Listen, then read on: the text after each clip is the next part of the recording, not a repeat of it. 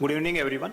I think at the outset, I would like to thank organizers for inviting me here for this wonderful IDEC program. And after the past session, I think recently concluded session, I was present here also. Brainstorming session, I would say, with the recent advances and even the GLP-1 agonist. With the discussions, we are now going back to basics. Maybe we are going to talk on modern SUs and Metformin in 2022. Really, they are relevant in today's practice because we have now more and more evidence with the new molecules like GLP-1, DPP-4 inhibitors, SGLT2 inhibitors. Still, there is a place or how they are now, right? So we'll see some evidences. So in next 10 to 20 minutes, I will take you through the few trials, which are recent observational trials, some trials, and in short, I will also look at the past data, which is landmark trials in the Metformin and SU combinations.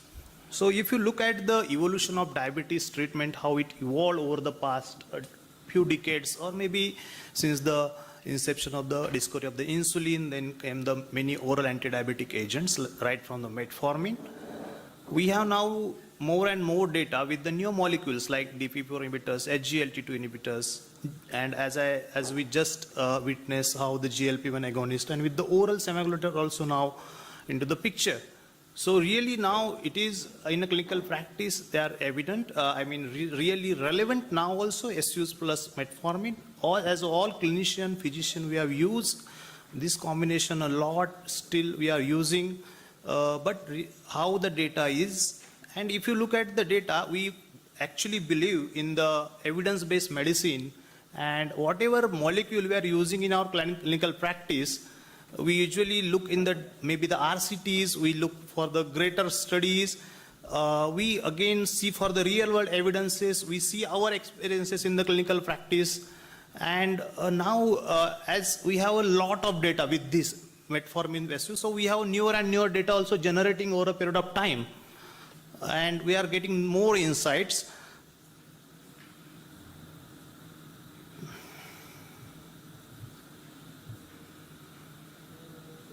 Yeah. So what are the reasons? So this sentence is very important. Metformin plus SU, modern SU, of course, they are still standing tall in the type 2 diabetes management. And what are the reasons? So if you look at the most important reason, as I said, clinical studies, evidences, they are huge. We have a lot of data. We have now our clinical experiences. Real world studies are more. In clinical practice, we have seen, we have witnessed how these drugs really act, right? And again, the most important, if you look at the clinical efficacy of any anti-diabetic agent, if you compare, so if you look at the efficacies of like HbA1c reduction, in terms of HbA1c reduction, most of the OADs, they have 0.5 to 1% of A1C reduction. Yes, insulin has no selling effect. It has the highest HbA1c reducing capacity. But mind you, if you look at the SUs has the very high HbA1c reducing capacity. They are one of the most clinically efficacy. If you look efficacy, it is one of the most efficacious OAD. So whenever if you look for the glycemic efficacy, definitely SUs comes in a picture. Also, if you look at other OADs like DPP-4 and SGL2, definitely we would say they are a moderate efficacy molecule. They are not as great as SUs. If you look at, again, whenever I am giving or you are giving out any molecule or a drug to the patient, if we always look for the safety. So we have, these drugs has tremendously shown the how safe they are in a long term of practice. So we are using for decades now, maybe more than 30, 40 years. And also the flexibility of dose titration, because we have, like if you take at the glimepiride, it is from the 0.5 mg to 1 mg to 2 mg to like that. So we can titrate the dose, we can do the fine tuning. Feasibility of the co-prescription with other anti-diabetic agent, that is also can be done. We can use along with insulin as well. Cardiovascular safety, this was a must talked about maybe the SUs, but also, again now the newer SUs has shown they have cardiovascular safety as well, and we can use confidently, right? Again, relatively with the novel DPP-4 inhibitors. And of course, most important, I think in the Indian setting, if you look at the cost, they are most easily available, most affordable drugs still. And I think it is one of the most prescribed drug, maybe the first line in most of our practice at present also. So I think in brief, I will take you through some trials. So these are the CV safety trials with modern SUs. They were done. We all know how Wikipedia's, most of the learning of diabetes we got from the Wikipedia study. We have advanced study 2008, then Toscaity trial in 2017, START and START-J study. I will take you to the VIP and Carolina. So these are some snapshots how these trials in Toscaity trial, actually the metformin, patients were on baseline metformin and they were given pioglitazone and sulfonylureas, and there were similar incidences of this cardiovascular events in SUs as compared to the pioglitazone. In also Wikipedia's trial, what they have shown that there is no difference in the rates of myocardial infarction of diabetes-related death when you are using SUs and insulin.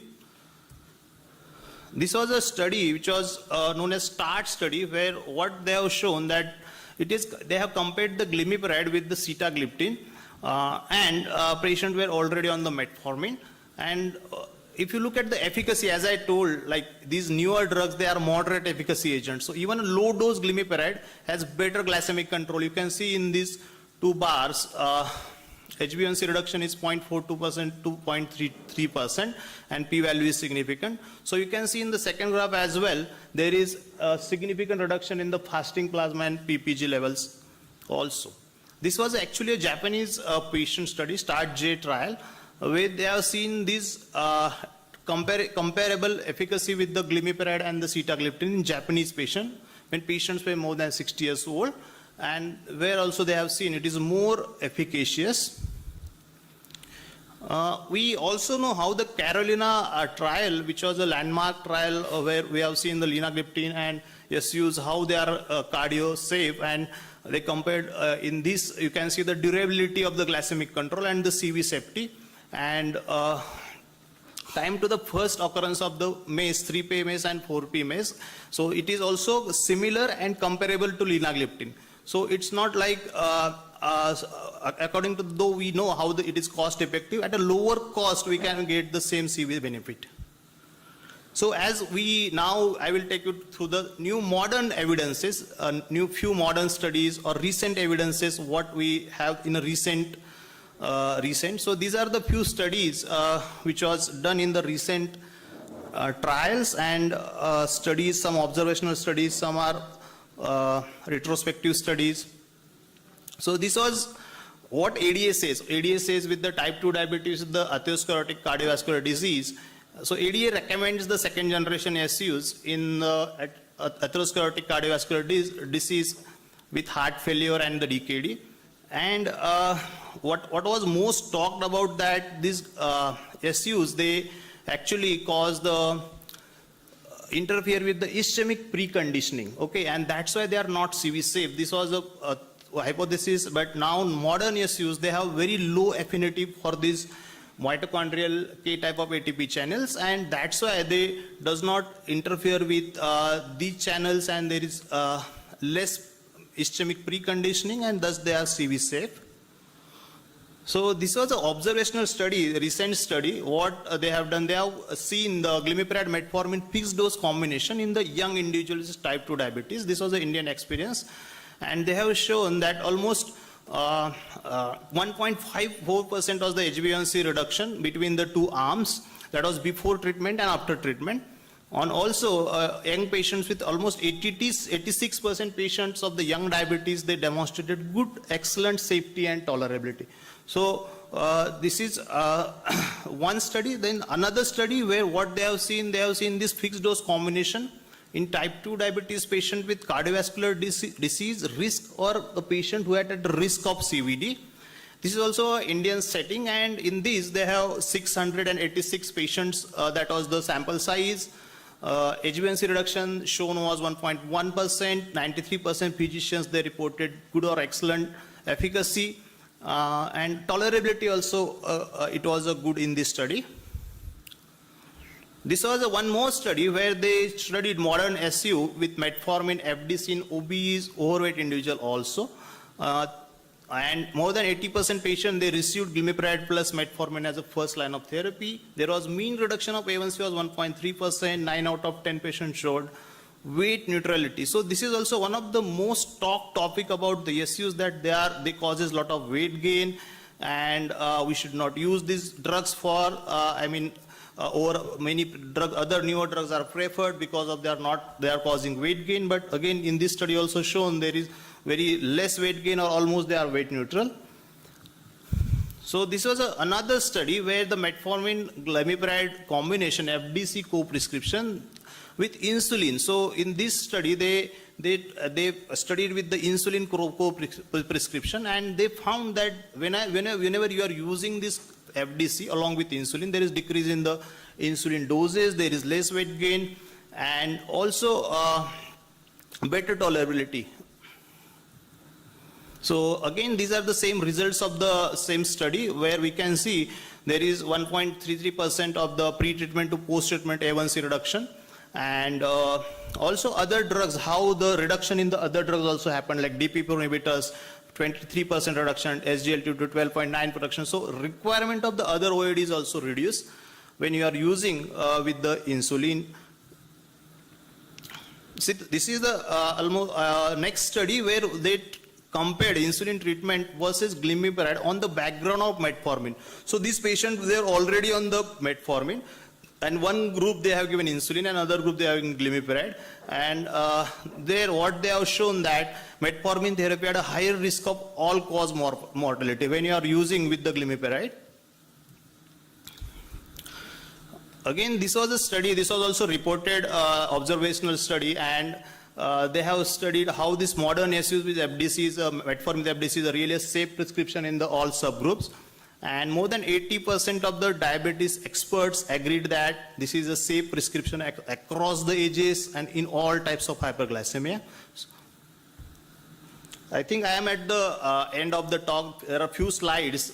So this is the most talked about. What we really fear as in a clinical practice, SU-induced hypoglycemia. Really, is this hyped or not? So that's why this study was done, and what they had looked at, this was the AGP study, ambulatory glucose profiling they have done with the 300 of the patient with retrospective analysis, and their HbA1c were around between 7 to 8, they were on SUs, and if you look at this pattern in this SGP, their target range they have set, and you can see there is very less chance of hypoglycemia. We'll see the figures also.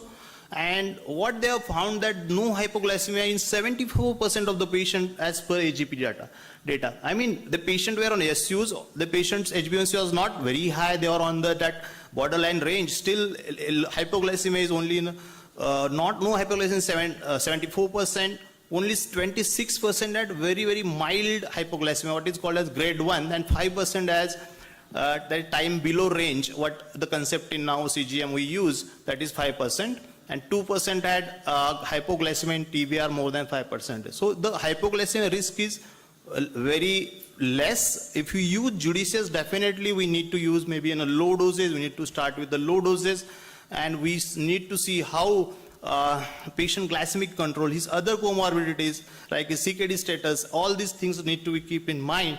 Then definitely we can avoid these hypoglycemias. Also, this was one more study for hypoglycemia which was done in the sub-Saharan African setting, and they compared SU with the insulin therapy, and here also they have seen that there is clinically significant hypoglycemia is very less frequent when you are using SUs, and the modest excess occurs predominantly those with tight glycemic control. So we know when we are going for a very tight glycemic control, then there may a patient may go in hypoglycemia definitely, but that is the only thing where we need to be cautious. So this was a position of sulfonylurea in the current era. This was a review of national and international guidelines made by Dr. V. Mohan sir. So what they have said in this positional statement, they says the modern SUs, like not the previous one like glibenclamide and all. So glimepiride and gliclazide MR can be preferred as a second line agents when glycemic controls are not achieved or reached with metformin monotherapy. So it still has a place. Sulfonylureas can be used along with all classes of oral OHS. Second generation SUs can be used as a third line agent with dual combination therapy for the management of uncontrolled diabetes. They are safer than the older SUs, definitely. Then we need to titrate properly, and instead of going for the high dose or maximum dose of metformin, we can combine. So we have studies when we combine early combination therapy, we have more durable effects, right? So we can combine, we should not go for a very high or ceiling dose of metformin. And combination containing second generation as recommended in elderly patients will also we can give, but definitely with caution with low doses.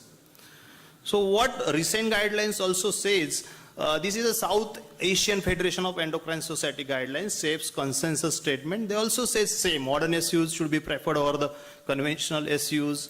They reduce mortality, all-cause mortality, severe mortality, better severe outcomes, and they should be preferred over the conventional SUs.